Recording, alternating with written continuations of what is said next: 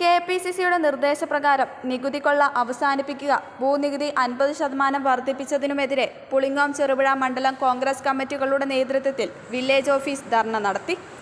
ചെറുപുഴയിൽ V Krishnan മാസ്റ്ററും Pulingoth DCC executive അംഗം KK Suresh കുമാറും ഉദ്ഘാടനം ചെയ്തു. കേരളത്തിൽ അങ്ങോളം ഇങ്ങോളം വില്ലേജ് ഓഫീസുകളുടെ മുമ്പിൽ കോൺഗ്രസ് പാർട്ടിയുടെ ധർണാ സമരം നടത്തിക്കൊണ്ടിരിക്കുന്നുണ്ട്. എന്താണ് പ്രധാനപ്പെട്ട കാര്യം എന്ന് പറഞ്ഞാൽ, ഒന്ന്, കേരളത്തിലെ ഗവൺമെന്റ് ഈ കഴിഞ്ഞ 2 ആഴ്ച മുമ്പ് അവതരിപ്പിച്ചിട്ടുള്ള ബഡ്ജറ്റ് ഇതുവരെ കണ്ടിട്ടുള്ളതിൽ വെച്ച് ഏറ്റവും ഭീകരമായ രീതിയിൽ ജനങ്ങളെ കൊള്ളയടിക്കുന്ന ഒരു ബഡ്ജറ്റാണ്. അതുകൊണ്ട് ഗവൺമെന്റ് അവതരിപ്പിച്ച ഈ ബഡ്ജറ്റിൽ സാധാരണക്കാർക്ക് ജീവിക്കാൻ പറ്റാത്ത അവസ്ഥ ഉണ്ടായിട്ടുണ്ട് എന്ന് ജനങ്ങളെയും അതുപോലെ സർക്കാരിനെയും ബോധ്യപ്പെടുത്തുക എന്ന ചുമതലയാണ് ഈ സമരത്തിൽ കൂടി നമ്മൾ നടത്തുന്നത്.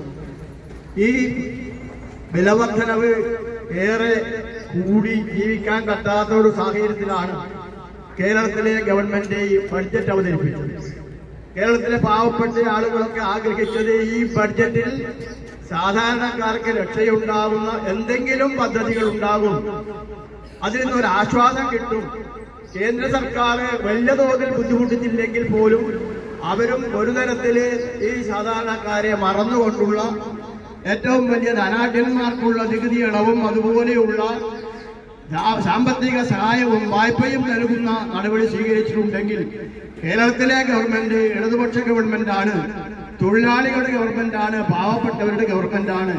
അവരുടെ വോട്ട് വാങ്ങി അധികാരത്തിലെത്തിയിട്ടുള്ള ഗവൺമെന്റ് എന്ന നിലക്ക് പിണറായി വിജയനെ പോലുള്ള ആളുകൾ തീർച്ചയായും അനുകൂലമായ ഒരു തീരുമാനം എടുക്കുമെന്ന് കേരളത്തിലെ ജനങ്ങൾ വിശ്വസിച്ചു.